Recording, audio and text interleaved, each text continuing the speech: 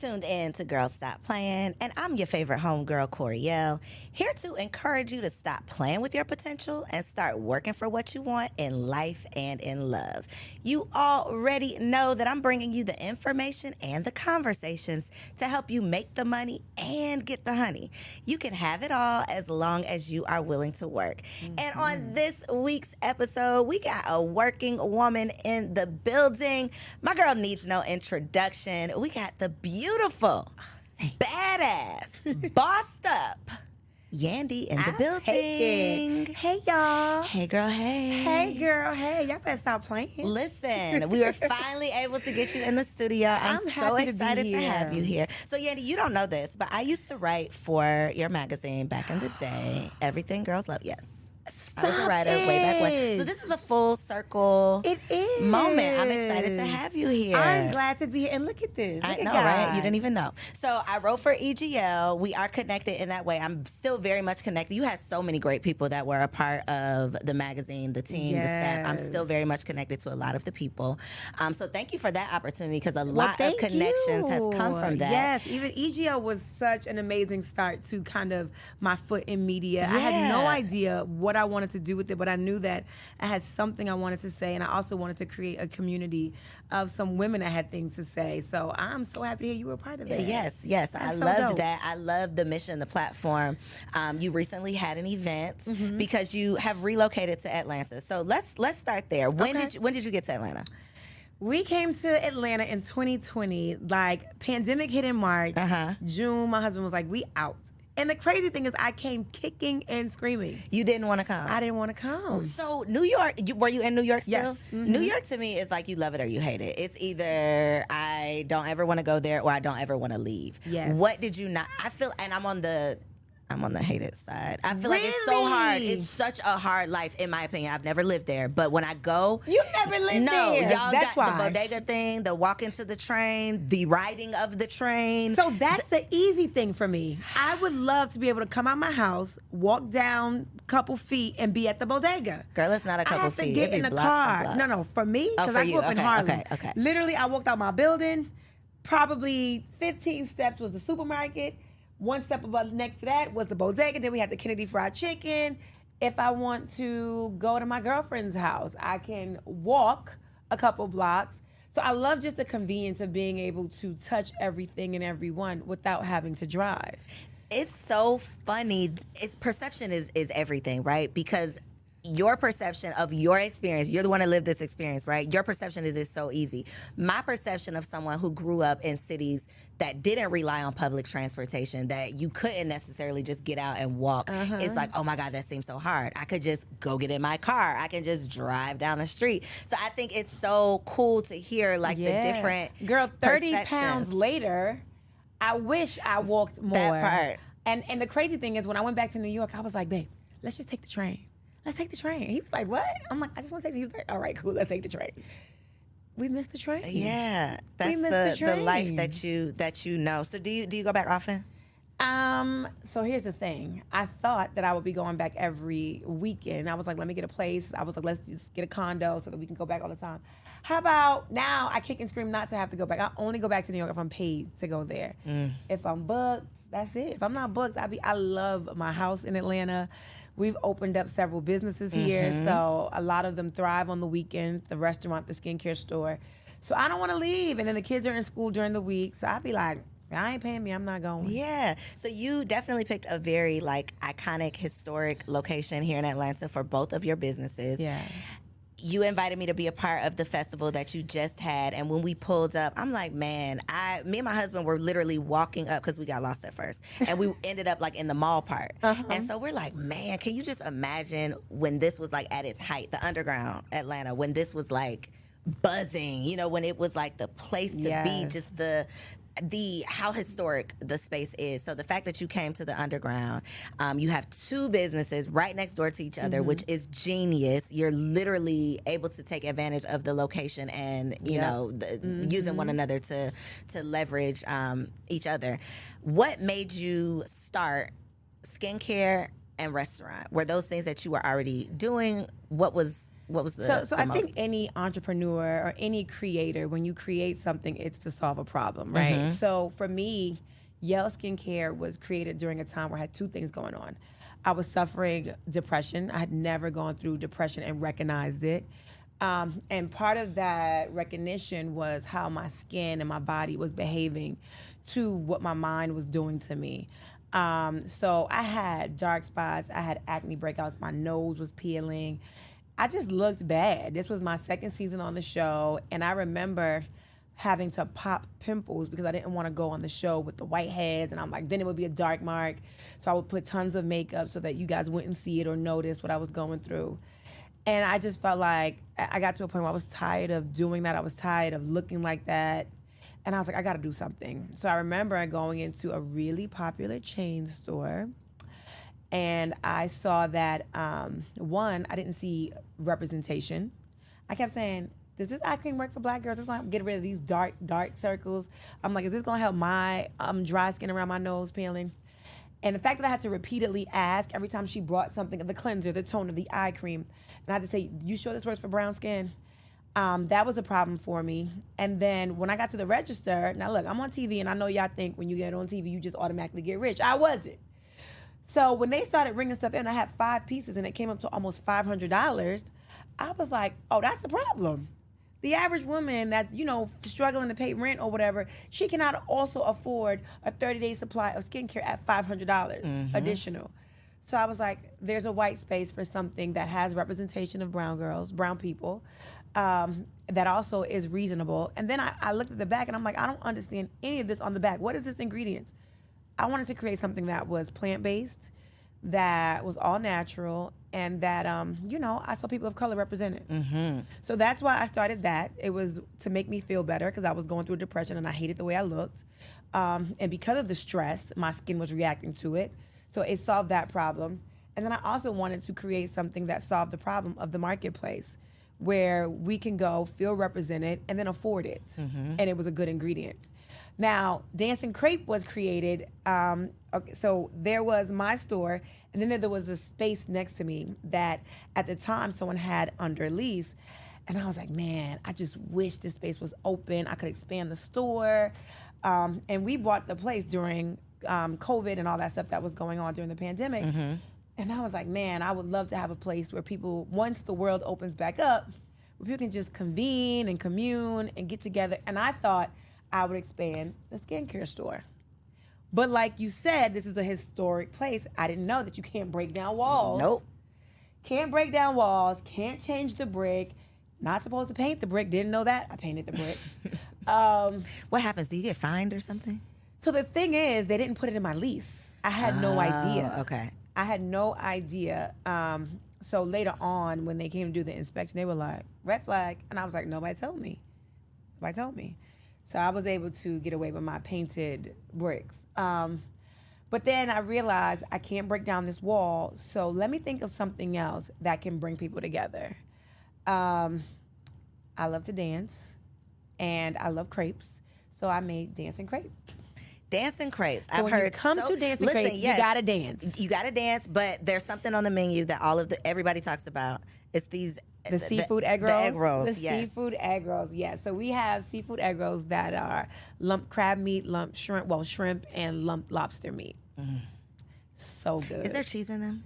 So you can ask for cheese. And Okay, but I can get it without cheese. Oh yeah, you can ask for no cheese. Okay. We make everything at that restaurant. We make on the spot, so we don't have like a frozen stash of egg rolls when we sitting in the freezer. No, we Gotcha. don't. We take the seafood meat, they chop it up, they put it in the roll, so you can get it made to order. You can ask for cheese or no cheese. Got you. Okay. Okay. So 2 businesses right next door to each other. Is the restaurant business as challenging as the people say? It's very challenging. It is. It is very challenging, and it is the truth. You do not make real money probably until you're in your first or second year. And I'll tell you why. So all of these permits and licenses and grease trap cleaning, and you have so many fees that you have to, even the liquor license fee. You're going to walk in, just liquor license fees, it's going to cost you upwards of 10 grand. And is that's not guaranteed that you're gonna get it, or That's is not that after you've guaranteed. gotten Don't have approved? nothing in your past.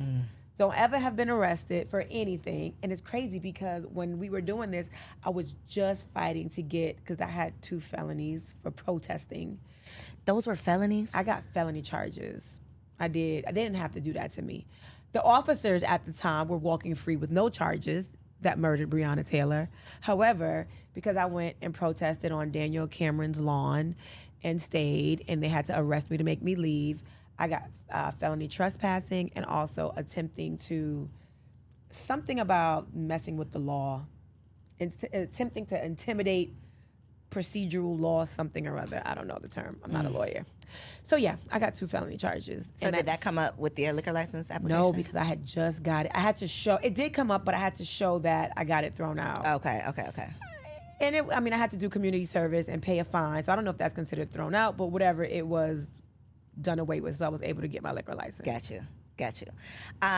Okay, so you mentioned being on TV. Yale Skincare came because of something personal that you were dealing with. I love how you said this was the first time that you've been through it and recognized it. Mm-hmm. That to me is the key, because we be going through stuff. Oh God, yes. We just don't recognize it. We can't diagnose it because we haven't heard people talking about it. We, haven't talked to a friend that experienced something similar. Yep. So many of us have experienced these things, were truly depressed. You just couldn't communicate what it was or describe it. I mean, I think as women, especially where we are, once you hit your 20s, 30s, 40s, you've been through heartbreak. You've been through a friend that has disappointed you. Your family may have disappointed you. You've started businesses, or maybe you are a career woman and you got, you reached that glass ceiling and you feel like I worked so much harder. All of those different things causes workplace trauma, relationship trauma, and you internalize those things. Some people internalize it and they're like, you know what? Man's rejection is God protection, and they push through. And some people feel like, why me? Why am I going through this? I don't want this. I don't want this struggle. And that's where I was. Mm-hmm. And constantly feeling like, why me? Not seeing a way out of it, not feeling like anything is ever going to get better, not ever feeling like I'll get through this. That was depression. How did you get through it? What did you say to yourself or do in that moment? I couldn't say anything. I could not say anything. I couldn't do anything. It was the village. It was not me. I did not have the capacity to do or say anything. I remember, I got friends, man. Thank God for my friends and my manager, this woman, LaToya Bond. Hey, Toya. Yes. You got to get out the bed, Yandy. You got to get out. You're going to get through this. And I was like, no, I'm not. I'm never going to get through this. You're going to get through it. You will. Constantly telling me that. And I'm like, no. And then even having friends come over, turning on the lights. Come on, get up. Walking me to my shower. Taking off my clothes. Washing me. Like that.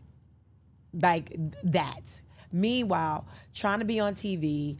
Trying to save face so they don't know what's going on or how I'm really feeling. And not even really being able to turn on the lights. And then on top of that, I had a newborn and I was breastfeeding. And when your body is not functioning right because your mind's not functioning right, you can't create milk. So that was another thing. I got a newborn and I'm not even able to do what I need to do for my newborn. There's no feeling like you can't feed your child. Ooh. That's, baby. That's looking in your baby's. I mean, there's no. I've never cried on this podcast, and today's not going to be the day. Yes. But there's no feeling like putting your breast in your child's mouth and nothing comes out. Oh my God. And knowing, and it's such a difference when I was able to. It's different that when part. Like you sit there, and some people in the hospital, you're trying, and the doctors are like, it will come, don't worry. And some people just, it never happens.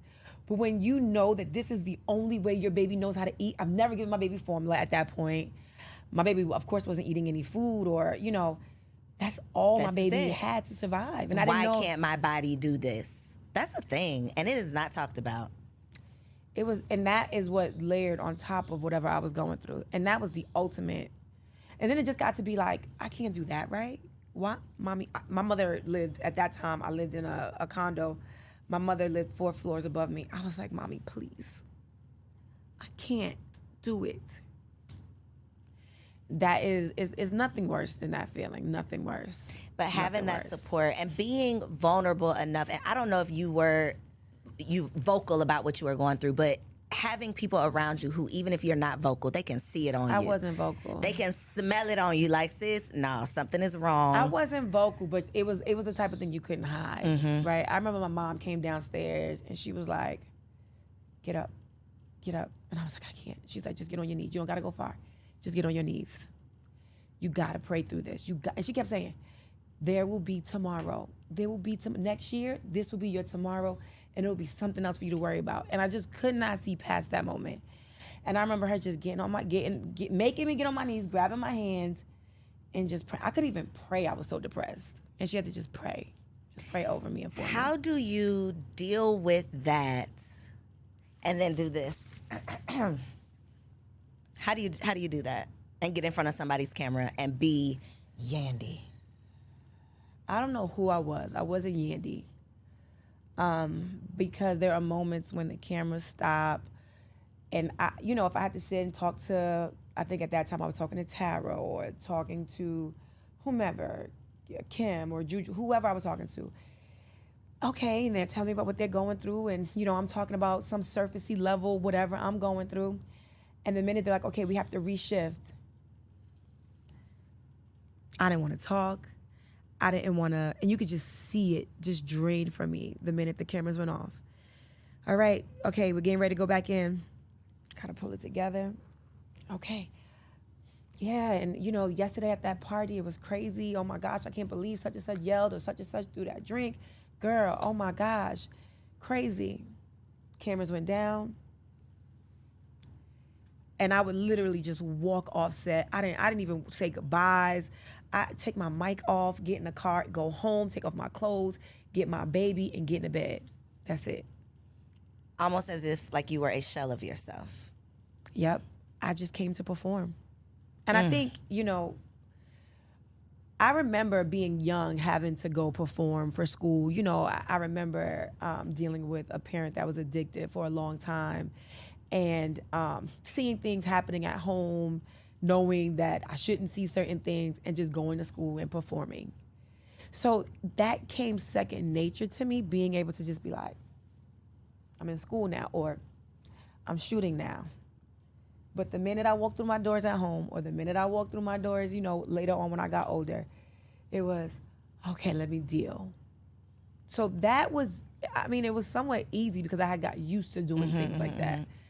Your coping mechanism. Yeah. Dealing with it however you knew how, but it wasn't the healthiest way because you weren't actually dealing with it. You were just kind of putting up with it. You were sweeping it under the rug. Yep. Putting on a perfect face. And I think there's so much riding on how you appear on these shows because people are so damn rude, mean, ugly, just mean-spirited. I can't imagine dealing with what you were dealing with internally, but then having to publicly deal with people's comments and opinions. Oh my gosh, and the comment was commenting. There was so many comments, so many. And for those that don't know, but I'm talking about the time when my husband was on trial, and we publicly, I was going with him to the court cases. Amir was 2 months when the feds came. That's my son. When the feds came to my house, and as much as I wanted to hide it, I was on a whole freaking TV show. And I was like, it's going to catch up to me. They're going to find out, so I might as well be the one to tell them. Did you try to hide it? Oh, no, so you were like, let me tell y'all before you find out. So when they came to my house that day, I think I was supposed to shoot later that day. Of course, I couldn't shoot. We were going through all of that. So I told the producers at the time, was I a producer then? I don't even know. Can't even think back if I was still a producer at that time. But I remember talking to Mona, who at the time was like a partner, a mentor, a friend. She used to be my boss, but at this time, I had stopped working for her. And I told her what happened, and I was like, do not tell anyone at all. And she was like, okay, are we covering this on the show? I was like, no, we cannot cover this on the show. Did you feel some type of way she asked you that? I didn't feel a type of way because that's my life. It was my life that was happening in the moment. And you sign up for these shows to show your real life. So I was just like, let me process, let me process all that's happening. This is my best friend, my man, the father of my new baby, dealing with this. And then I also knew that at that time I had EGL, which is Everything Girls Love. We were heavy in the mentoring young girl space. I had all these young women that were working for me or that looked up to me. And I was like, how do I put one foot in front of the other? And, I didn't know what the perception was going to be of me. When you are connected to someone that has to go through the justice system for any reason, there is a target. It's like the scarlet letters on you now too. So I didn't know what was going to happen. I didn't know, if the feds were going to look into, which they did. They looked into all my finances, the things that I owned. And I had no idea how things were going to play out. Even though I knew that I did everything by the book and I did everything right, I was at that time somewhat familiar with how this justice system works for people of color. And I didn't know, I was successful. I had been in the music business for a long time at that point, and I just didn't know how things were going to pan out for me. So I was like, no, you cannot follow this. Let me just process what I'm going through. So after about a month of me having to just figure this out, I was like, it ain't no way. Blogs were starting to hint at things. And I was like, ain't nobody telling, because I started seeing all kind of crazy stuff. I was like, nobody gonna tell this story for me, and I know the truth. I'd rather just tell the story and let them see the other side. Like, they'll show these images of, people going to jail, and you see the guys with their hands or women. You don't see the other side so often of what that does to the children. People that are left behind. What that does to the mother. What that does to that whomever, that community of people that raised you or fought for you. And sometimes, like in my husband's case, some of these charges are well after, that was something from 6.5 years ago before I even was with him. And I'm like, dag, why is this my fate now? We've built a life together. We built a family. I don't got nothing to do with that. Right. This is affecting my life. And I felt like I would do the world a disservice by not letting them see what my life is going to be like as a single mother. Do you think that the show agitated the situation at all? Or do you think they just were truly just documenting what was happening? Documented, what do you mean? Do I feel like they agitated? Do you feel like they were, they made it more than it had to be? They showed it in a light that they didn't have to? No, not that situation, not at all. They showed my husband, they showed us driving to turn himself in. They showed him saying goodbye. I think little Mendecees was 6 or 7 at the time. That was literally the morning he was going to turn himself in. And at that time, he was turning himself in. We didn't know for how long. And this is before the bond hearing. This is before, we had no idea of anything. And the newspaper was saying he's facing 10 to 25 years. Based on nothing. Based off of what, the charges were. So we didn't know. We really just did not know. So even me, looking at him kiss this 7-year-old and then seeing him hug. And I remember Amir was crying. He was only, at this time, by the time my husband turned himself in, I think Amir might have been 4 months. I think it took 2 months before he actually turned himself in. Kissing Amir goodbye. And Amir was crying profusely, just crying. And I was just trying to hold it together because little Mendecees looking at me. I'm trying to be strong for my husband. And I was in shambles on the inside. And it was real. The show, they knew that he had to turn himself in, I think by 8 o'clock in the morning. So the camera guys and the producers got there at 5. So they saw us getting up, getting dressed, me cooking breakfast. So this was me literally cooking my last breakfast for my husband. At that time, he wasn't my husband, but for my boyfriend, right? Cooking my breakfast, seeing him kiss the babies. All of that was just it was just so much. That seems so traumatizing, Yandy. It was. To go through it, period. Yeah. To go through it on camera. To go through it, maybe have a little bit of closure, and then it comes out on TV. That was the worst part of it all. That part. It's I got to relive this. Yep. And y'all got to see it. And you're going to ask me questions about it. And I'm going to see you talking about it. And you're going to have opinions. And Yep. And the blogs, oh my gosh. There's one particular blog that to this day, I still, if I see them on the red carpet, I'd be like, nope, thanks, I'm good. I ain't fucking with you. I ain't forget. I ain't forget. And she was so mean and horrible, and the things that she would say, oh, that's good for nothing, you know, people like him, and she should have known better. Did she go to Howard? You would think Howard would give her a better education. You're talking about the father of my child. These are You're talking real about the person that I people. love. These are real people. I mean, horrible. And then, like, look, I always, like, the first episode of ours on the show was at a baby shower. I was pregnant, and he's like, I'm going with Vado to this party. You know, I'm managing Vado. I got to go do this. And I'm like, I got this big old belly. We got all these gifts. He's like, your father's going to help you do that. And, you know, some of that kind of stuff is situational because he actually did help put the stuff in the U-Haul. But it was a party that he was going to that they were following. So they cut all that stuff out, and they followed that. So she's like, I knew he was good for nothing when he left her at that baby shower to deal with it by herself. He's a good for nothing. No.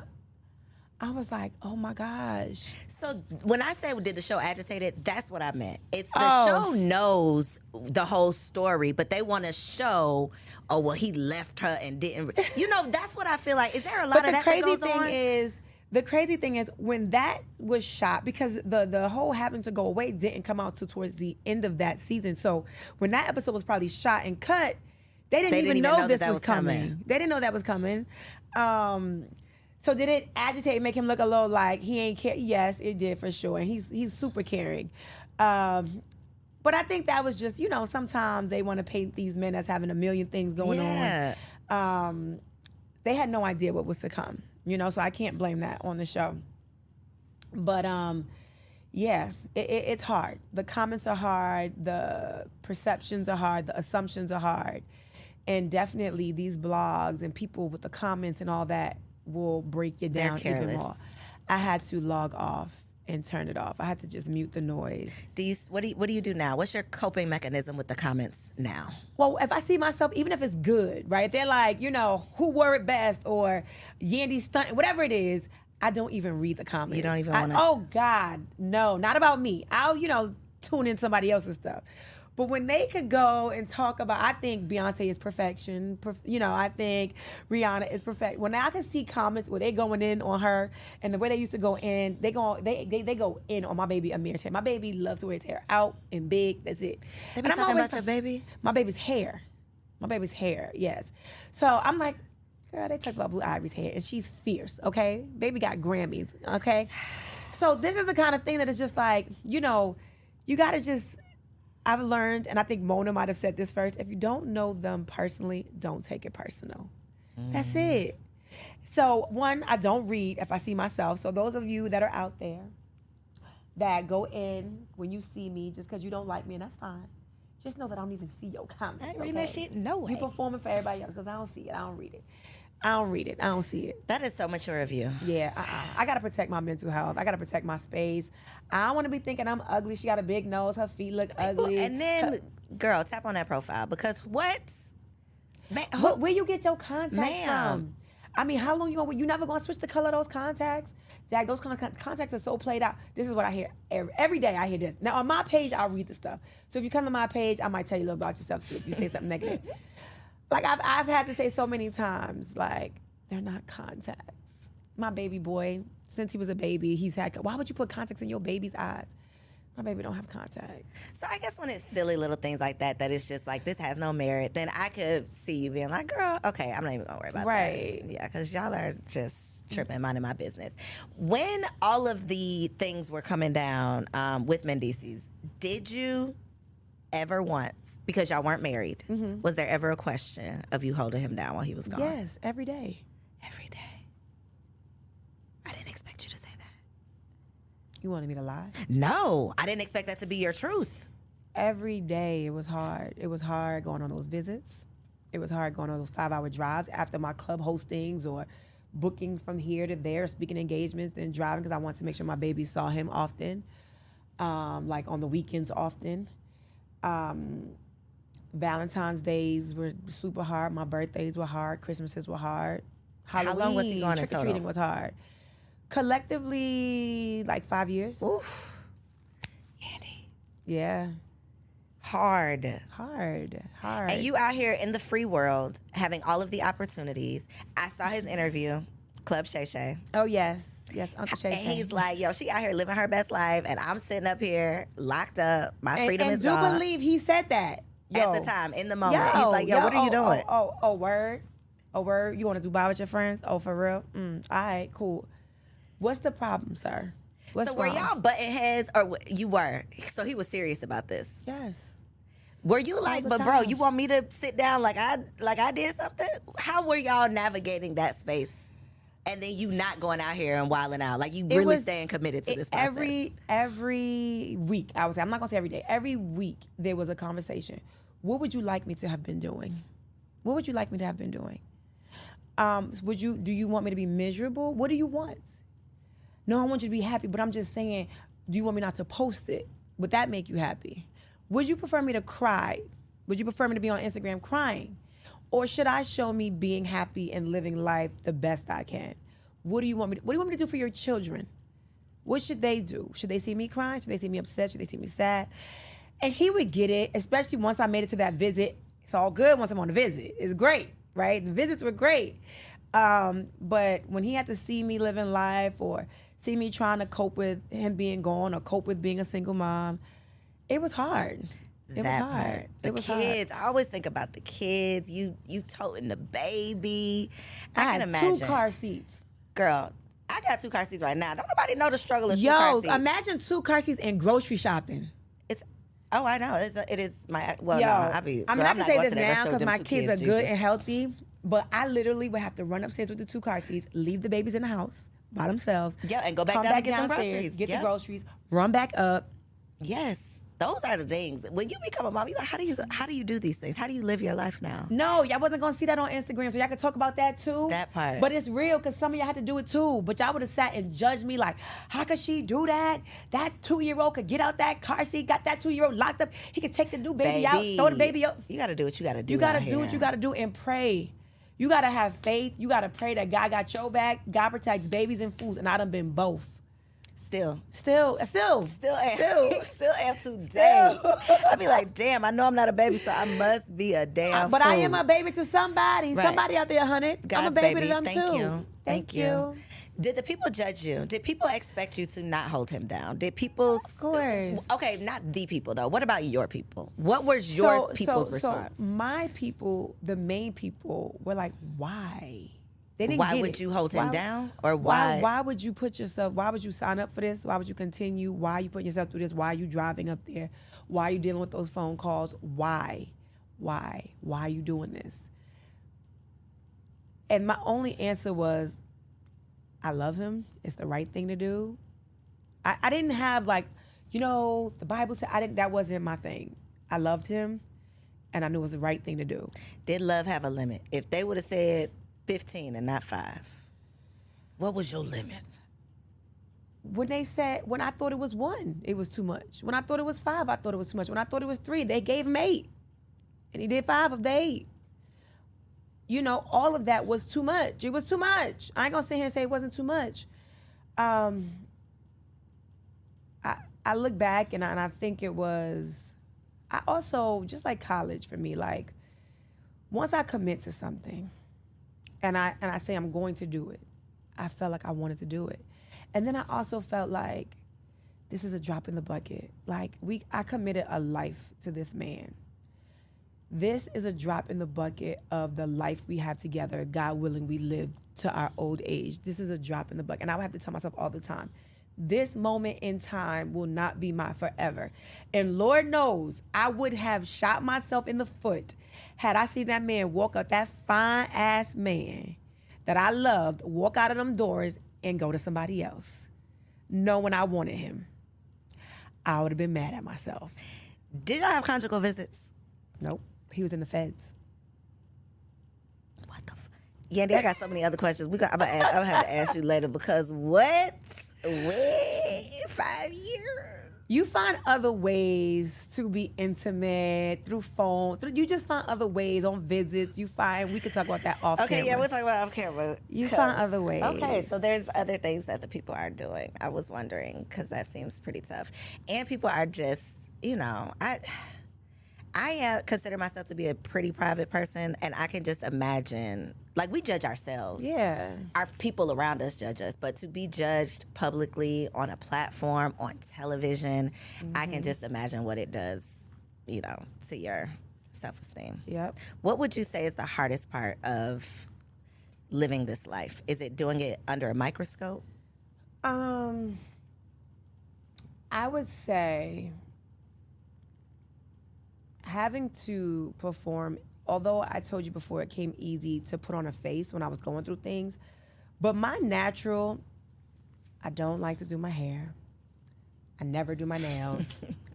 I rarely get my feet done. Thank God I have the man that I have, because he is like, baby, I love you natural. You ain't got to do none of that. Just make sure you shower every day, twice a day. I'm good. But he doesn't, makeup is not his thing. He loves my hair when it's in an afro. He don't care about my feet being, polished and all that stuff. Thank God, because that is the real me. If I could wear a t-shirt and sweatpants every day, I would. Yandy, you be so fly. I don't believe that. I'm telling you. You're forcing the fly? I am forcing the fly. It is not easy for me. Well, you look good doing it. Thank you. It's not easy for me, though. Like, it's so not easy. Like, I be having to, figure out, it's hard to figure out this and to match this and to this, that. So my hairstylist, Bryant, who's also my best friend, he is also my pseudo stylist, because he be like, all right, Yandy, wear this with this. But he's a fashionista. So he be like, put this together. And thank God, he pretty much lives with me. So he just pulled the outfit out for me. That's what you're wearing today. I'd be like, come on, blessing. That's a blessing right there. He'll be like, do you have to do all of that for yourself for the show, or does the show do that for you? No. You're doing all of that on You're doing all that. All that. They'll send a makeup artist to you. That's it. They're not doing your hair. They ain't getting you no clothes, no wardrobe. None of that. None of it. And then I work for real, right? So I be at my store working. I can't do all this. I be at the restaurant running back and forth. So I got on my Uggs or I got on some Crocs or something. I can't have no heels. Serving tables, walking back and forth. Sometimes I'm flipping chicken in the kitchen, making crepes. Sometimes I'm the DJ. Karaoke night, I'm the singer. Really working. I'm the host. I be working. So, yeah, I don't have time for the hair and the makeup and the nails and the this and the that. But you're still doing the show. I am still on the show. Still on the show. Mm-hmm. Can we go back to first season real quick? Yeah, 14 years later, I'm still on the show. So first season, I was a producer. I wasn't on camera first season. How did it all come together? Let's go back even before season one. So we go way back. Way back. So we go way back. What happened was I met the VP of reality TV. His name was Jim Ackerman. And at the time, my client, Jim Jones, was on this show called The White Rapper Show. And backstage, while he was doing his thing in front of stage, I was backstage, doing what I do, networking, trying to get things from my client. And so I'm talking to Jim, and I'm like, Jim, I got this client. He's crazy. And I was like, his family, them together, they even crazier. I was like, if you want to see something good on reality TV, put his family on the camera. So he's like, okay, get me some footage. Make me a sizzle reel. Had no idea what any of that was. So I went. It was one weekend. We were going away, and then I had Mama Jones and Christy get on camera, and I had my friend Yolanda Gerald, who I love to death, put together this footage for me. She was, at the time, VP of video at Atlantic Records. I had an office at Atlantic Records. And she put together this sizzle reel that was awesome. It was awesome. And we named it Keeping Up with the Joneses. And I was like, this is fly. I love it. We are going to get this show. Took that up, got the deal. I got a development deal for Keeping Up with the Joneses. So it was great. We're shooting the show. Everything is going. They seeing how crazy my client is and all the crazy stuff he's into. Us running out of clubs, us doing all kind of crazy stuff. It was great. And then life started lifing. We had an artist that we loved dearly. His name was Stack Bundles. He got murdered. Then another one of Jim's artists, Max B, got sentenced to some crazy amount of time, like 60 to 70 years or something. And reality TV, of course, they want to capture that. So they're like, okay, we're going to capture you going to Stack Bundles' funeral. We're going to capture you, following Max B, going to his first court date. And Jim was like, no, this was real heavy emotional stuff for him. And for me, as the producer, and I'm like, Jim, this is what they need. Like, we're shooting this show. So we were constantly like this. And he's like, you need to get these cameras out my face. And I'm like, this is what we signed up for. To the point where he started literally pushing the cameras out his face. And they were like, okay, maybe we do not need to shoot Jim anymore. It was too intrusive for him, he felt. So then I remember one day going, at the time, Mona and I were very close, and I no longer worked for her at that time, but I was like, Mona, I'm going to lose this deal. And I need help. I don't want to lose my deal. And I think she was pitching a show about women in hip hop with another network. And we were like, we sat at dinner and we're like, okay, maybe if there's a way that we can combine, you know, the deal that I have, we combine your idea, and I can have Jim and his family kind of be like, you know, not the all family. Maybe we have an ensemble cast. And that was the birth of Love and Hip Hop. That was the birth of it. So first season, I was behind the scenes, working in the story rooms and all that kind of stuff. Then I left to go on tour with Missy. But by the time I came back, we were ending the first season. And, you know, Mona did a great job producing that first season because I was gone for most of it while I was on tour with Missy. And that was the birth of Love and Hip Hop. Random question. Is Missy the you and Mona connection? Because Mona was Missy's manager, right? Yep. Okay. I was trying to piece it together. I was Mona's intern when I got out of college. Okay. So I worked with Missy. I worked with out of Howard. I worked with Missy. I worked with Busta. Worked with 50. Worked with anybody that was on Violators roster. Tweet, Noriega Capone, Prodigy, Mobb Deep. Girl, so started as an intern. Yeah. Wow. Sure did. And now you're here now. Started from the bottom. What was the goal when you got that internship? What did Yandy want to be? I wanted to go to law school to be an entertainment lawyer. Shut your mouth. Promise and here you are. So this was not even a part of the plan. And Mona will tell you, I had got asked. I applied for law school. I took my LSATs, did well, got accepted, and then Mona was like, "Okay, I have this tour." It was the ladies' first Verizon tour.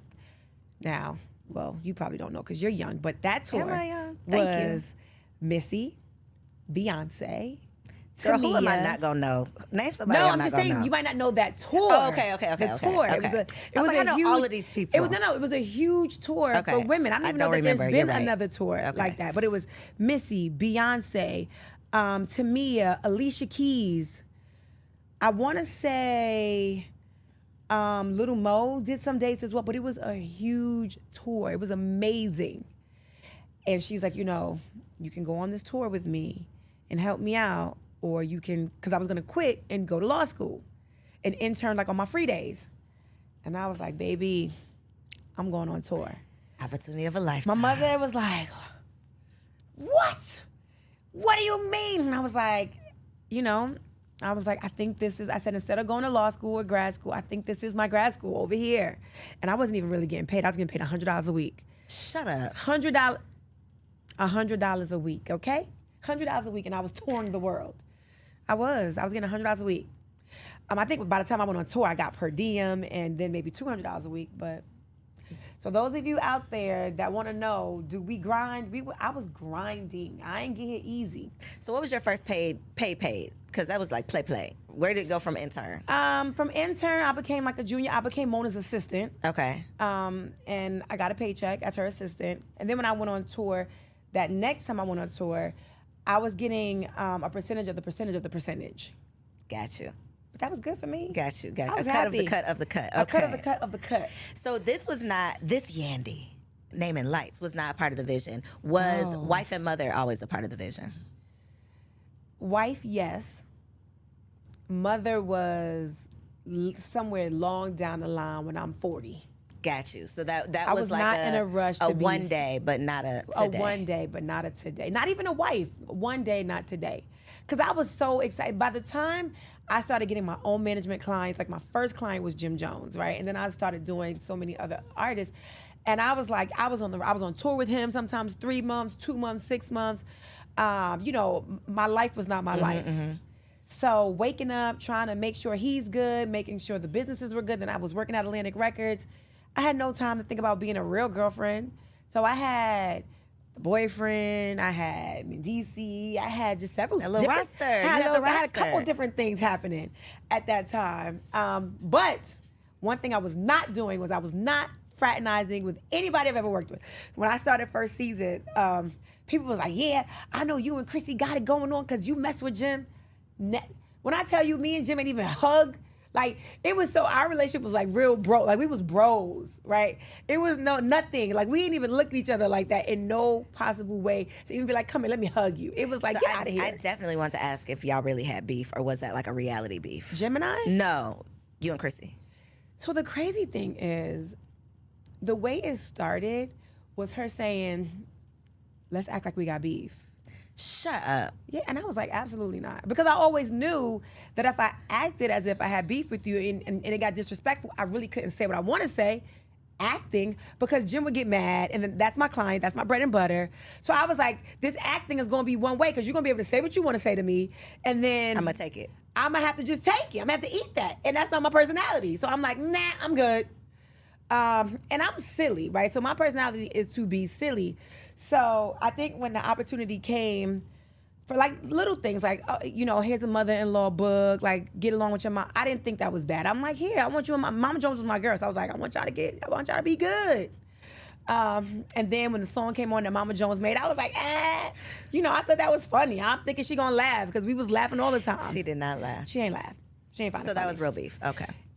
It But became the crazy real beef. thing is that was the same day she said to me, let's act like we got beef. So it kind of, I don't think it would have been beef if I wasn't like, I'm not doing that. I thought it looked like an avenue for her to act like she was mad at something. Because we used to play all the time and snap on each other, be silly with each other, just not on TV. Right. So I was like, girl, my whole attitude all the time was like, girl, you're not really serious. You really mad? You mad? And then when the cameras would go down, I'm like, you acting or you mad? What you doing? And was she mad? It was like, let me just keep this up because I already said I'm not doing it for real. So it was like, let me act like I'm mad. And then it turned into a real thing. Like, Now we really beefing. Oh, okay. you mad? Interesting. It got interesting. This is my last reality TV question, because I feel like we always see what we see, but then we always hear like the residual effects of real life that reality TV has. Have you experienced any real life, I guess, challenges as a direct effect of you being on reality TV? Like your real relationships? I would say yes and no. And the reason why I say yes is because I think real relationships, you cannot break those with money. You can't break those with, I made a mistake and I said that. You can't break those with slip-ups. Like, you work through it in real relationships. I'm going to work through, I have friends that I've had since elementary school, the majority. Like, I don't lose friends. In TV, I lost somebody that was dear to me because it was TV time and I thought it was real. But when you don't perform the same way, like I'm not able to, get you these deals, or I'm not able to get you back on the show because, they're no longer interested, or I'm not able to, like, when I wasn't able to perform in a way that suited our friendship, then I was no longer needed. And my heart was broken. I couldn't believe. So then it was again, well, let me act like I got beef with you. And I'm like, I don't want to do this with you. I love you. I don't want to have beef with you because this beef, you know how they say the thin line between love and hate? That was that for me. Like, I really love you. Like, I love your children. I love your husband. I love you. So if we beef, I'm going to hate you because I love you. So that broke my heart. That broke my heart. And I realized, as I matured, and I'm like, that wasn't a friendship. It was one-sided. It was one-sided. So this whole conversation of adult friendships has just come up. And that what you just said is what I feel like is on the backside of any friend breakup. It's like, well, you start doing the math and you start thinking back, rolling down memory lane, and then you like, wait, I were was doing we this? really friends? I was also doing this. I was also making sure this happened. I was also making sure this didn't happen. And then I look back like, wait a minute. I never got protected in this. No one ever came to my rescue when this was happening. I was never, made sure that the secrets were kept secret. It was like everything was fair game when it came to me for the sake of TV, for the sake of, let me make sure my spot is secure. And when that spot wasn't secure, it was like, now I'm going to come for you because that's going to get my spot back. If I act like I don't like you, now I'm back on TV. Or now so it was like, yo, you really took it that far? And that's when I realized, like, we really not friends. All this time I was loving you. I'm a damn fool. I've had plenty of those moments that I was like loving you. You was busy.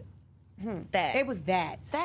And that is as painful. Well, I don't want to say as painful because people deal with things differently, but that can be as painful as a romantic relationship. Yeah. And sometimes more painful depending on, the history, It was how much of my painful. business you It know, was painful. the things we've been through together, all of those things. Yep. It's tough.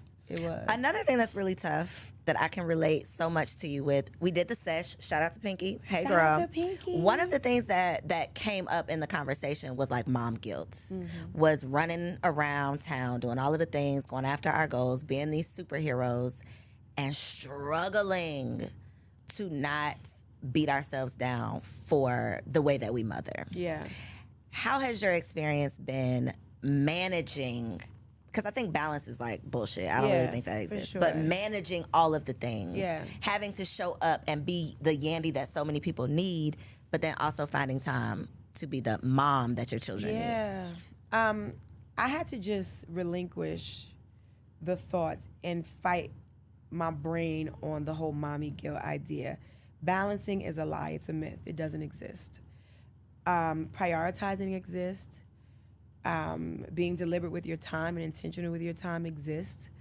And that's what I had to do. I had to just really be intentional with the conversations I have with my children. Listen, I gotta go away. But I'm going away to do this, that, and the third, because you wanna go to that camp, right?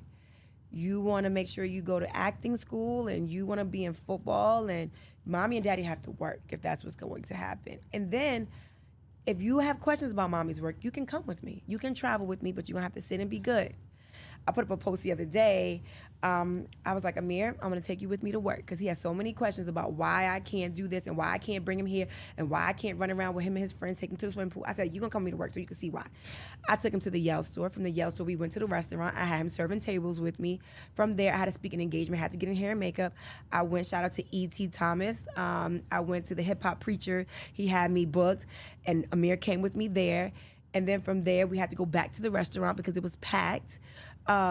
And he came home like, Mommy, please just leave me alone Whoa for the out. day. Whoa out. Laid on the couch like I can't do anything more. And I said, well, welcome to my life. So you know, when I get home at night and you like, Mom, can you come play the video game with me? Mom, I need you to, Mom, can you wash my hair? And I'm like, this is why sometimes I'm like, Mom, I mean, I could do one thing. Pick one. I got 40% of me left. You got it. What you want it to be. It's the one thing. Because then you also need dinner. So I had to just realize that mommy guilt is something that's going to hold me back from doing the things that I need to do to be able to take care of the kids. From doing the things that I need to do to be able to do to take care of myself mentally. Because I got to do it at this point. I done signed up for it. I done committed myself to it. I got to do it. So I just try to infuse my home life, my children, my husband, into everything that I have going on. Give them some buy-in, I think. Because I think a lot of times when you leave the house, especially for kids, they have literally no clue what you do when you walk out that door. They think you out there playing. Yeah. You're out there having fun without them. Oh, they do. And it's like, no, this is how this exists. Mommy has to leave this house to go do something. But I think it's such an important conversation to have, because postpartum, mom guilt, I mean, just superwoman syndrome, so many things that we deal with, but we just deal with it. Yeah. And it's like, I'm the only one dealing with it. It's like, no, we're all going through these things. I always say, like, motherhood is like that hood that it's like, I see you. I get it. Yep. If don't nobody else get it, a mama is going to get it. Yep. So you going to feel me when I say, my son be acting bad and embarrassing me in these streets. Ooh. What do I do? Yandy, And what do I do? they really just want to do it when people are around. They do. When it's me and him, I'm he like, be you was alright. cool in the car. The minute gotta- people get around, child. let me What tell do you do? Do your something. kids embarrass you? When I told you I took Amir to that conference I had, now this is the #1 speakers in the nation, right? I said, Amir, when we get in there, I got to give him a talk in the car.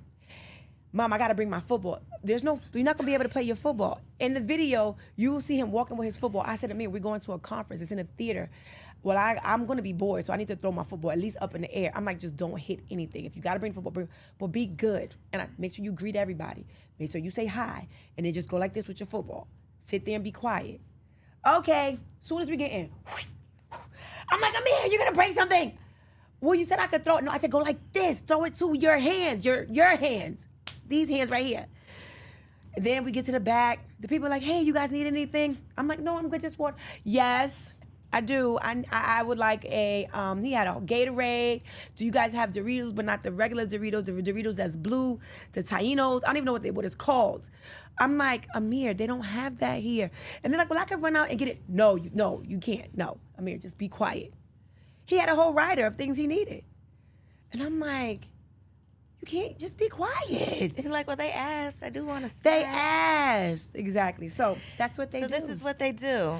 But I think the Bible that talks can't about be the answer, training up a child. So that just means he needs to come to more. So they're gonna you have to bring him around more people. That is what my husband said. You got to take him out more. You're gonna have to take him out more. I'm like, yo, that cannot be the answer. That's the antidote. I'm telling you, more. You gotta do it more. Gotta do it more. Do you get embarrassed? Yes. Do you feel like, oh my God, these people are gonna see this? You feel that? Yes. Okay, that makes me feel better. Okay, all right. When he threw that ball up, and I was like, if it don't go back to his head, if it go over there, hit that person in the head, or if it go over there, knock that speaker out, and it was like 600 people in the audience. I was like, why would you decide to be backstage throwing a football in the air? Why? And then I thought, why would you let him bring the football? Why would you do that? Why? Yeah. And then I made him put on a button-down shirt. This was the thing. I made him put on a button-down shirt, and I said, wear these nice new white crispy sneakers with your white button-down shirt. By the time I get there and I got my video ready to go, he has his Crocs back on. I said, what happened? Let's just go in there with the Crocs on. We get in there. When I get off the stage, the shirt, that button-down shirt was off, got the dingy T-shirt on. The shirt is crumpled up on the side. And then he got his football. So the white shirt got the football stains on it. So Yandy all pulled together, but her son, look at the son.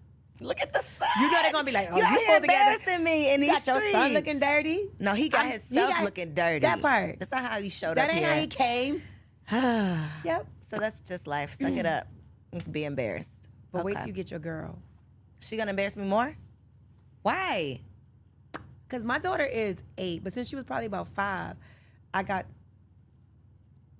that. When they turn around and look at you like this, that's when you like. You don't slap them? No, you don't slap them because they doing what you do.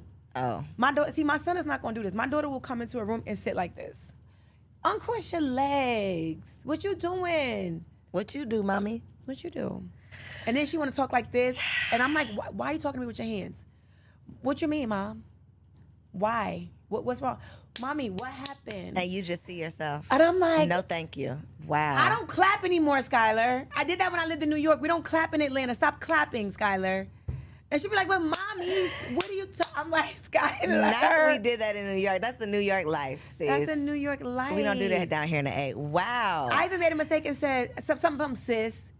She was like, okay, sis. But around people. She gave me the okay, sis, around people.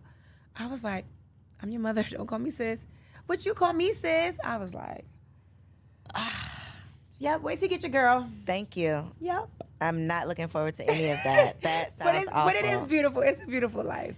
It is. It's a beautiful life. Okay, I haven't gotten to that stage yet, but I'm sure it will get there one day. Yes. Pray for me. I have enjoyed this conversation, Me Yandy. too. I loved every minute of it. I know y'all did too. Y'all felt like y'all was just tuning into a little girl talk. I hope that I asked everything that y'all wanted to know because this was juicy. Yeah. And I appreciated you. I tried to be as authentic and real as possible. You can't be anything else. Yeah. So for the people who are here in Atlanta, where can they get these seafood egg rolls? Ooh. Like, how can they get Yell Skincare? That's global, though. Yes. Anywhere with Wi-Fi, yes. right? Anywhere with so Wi-Fi. Let them know. Look right there in that camera and tell the people. So if you are in Atlanta or if you're traveling or you want to travel, make sure you come to Dancing Crepe. We are at the Underground Atlanta, which is 68 Pryor Street. Come, and then right next door is a Yell Skincare store. But you don't have to be locked into coming to Yell Skincare, the store. You can also order online at www.skincare.com. Yes, we will make sure all of that info is down below in the description. Check out the show notes. Make sure that you share this episode with a friend. All of y'all that thought y'all knew Yandy, y'all ain't know nothing. Y'all ain't but know, y'all y'all found know what out I talked today. about here. They gonna learn today though. You gotta use this as a clip. Listen, today we went deep. I talked about some things I've never spoken about. She asked that real question. Did you really hold it down? And I gave her my real answer. She also asked me, did I want to? And I just give you a hint. I told her no. So make sure y'all tune in because we had some real conversation. Come on, girl, stop playing. Yes. Come on down. Make sure you subscribe to the channel so you don't miss out on any more bomb episodes. I love y'all, and I'll see you next week. If you enjoyed that episode, make sure you subscribe to the channel so you don't miss out on any upcoming content.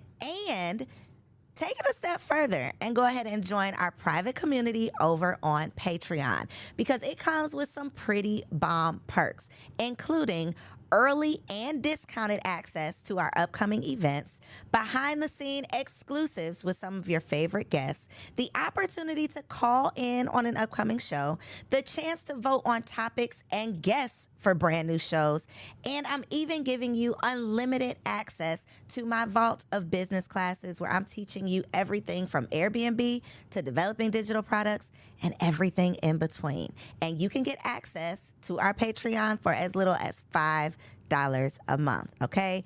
Get in where you fit in, and I'll see you on the inside.